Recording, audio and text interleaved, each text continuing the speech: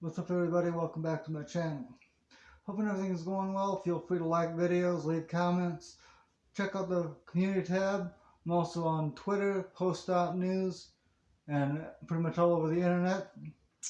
I've been online for about 25 years, so I know far more than pretty much everybody in my family, so without that goes without saying. Anywho, welcome to February of 2023. Today would mark my mom's 69th birthday. A friend of mine turns 34, and it marks about 17 years since my grandpa passed away on this date way back in 2006. Back then, all I was doing was podcasting, an online community, and that sort of stuff. These days, it seems like a lot more things been along the lines of Twitter, post.news, website development, YouTube, and that kind of thing.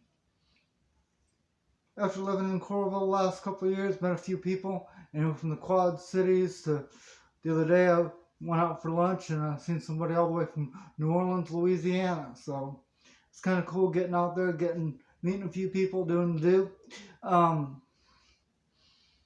Recently, been a couple good channels if you want to watch would be Nate Black's channel called Channel Makers, as well as there's a couple out here from I think over in Asia somewhere over by the Philippines or somewhere in that area.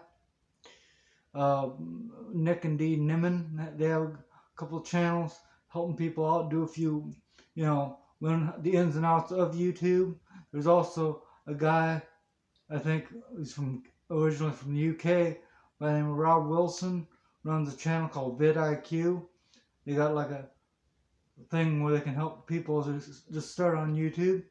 Now, the thing is with stuff like that, after being on the platform 3 times longer than all those channels put together, it's like why invest a lot of money, sometimes 30 or 40 bucks a month in a program when I already know the ins and outs of YouTube since way back about a year after the platform started. I've been online since 4th of July 2006, so pretty much the entire length of the YouTube history.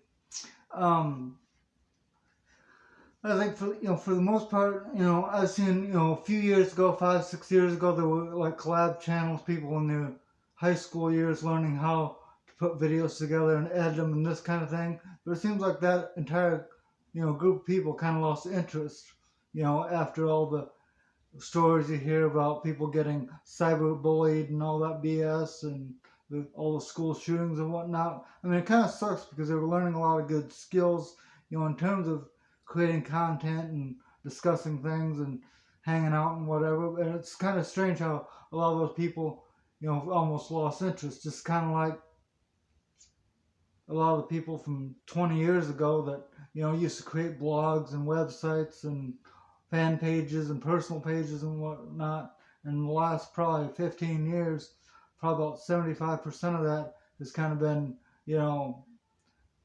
either removed from the internet altogether or people just, lost interest. I think, if you're learning skills, if you're out and about doing various things online and offline, you can kind of, go through the learning curve, during the process.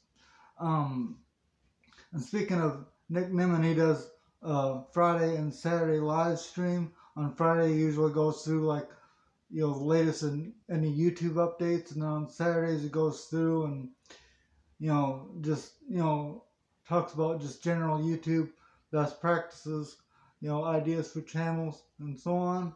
I think he does it at 9 a.m. Eastern time in the U.S., so it's probably about 7, 8 p.m.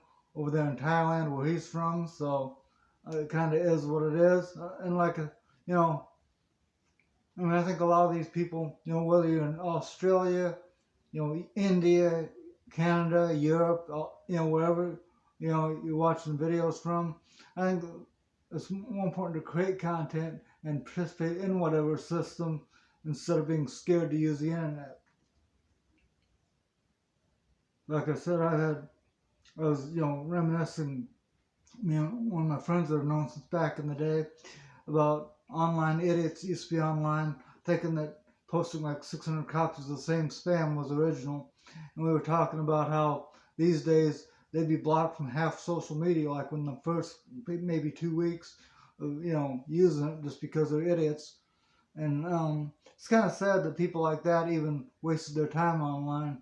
I mean, people like that, their big thing was posting like 500 pages of smileys all down the page and mail bombing you with it like 200 times and stuff, and then they wondered why they'd get owned.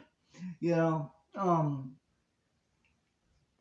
mean, I think people like that, and for all intents and purposes, kind of, have that shit coming, especially if they're spamming, if they're flooding, if they're being annoying. What I think is kind of stupid is how chat rooms these days, are moderated and they block out like different social media like Twitter, Facebook, and that kind of stuff.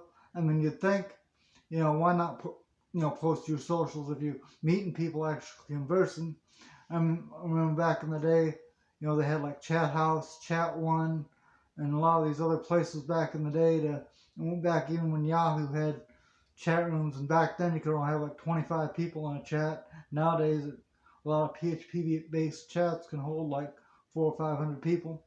But back in the day, when it was like an eighth of the size, I mean, people could actually converse. Nowadays, about 75% of the bullshit on Twitter is all political and wanting people to, do this and that, as if they actually have any first-hand experience in a lot of that crap.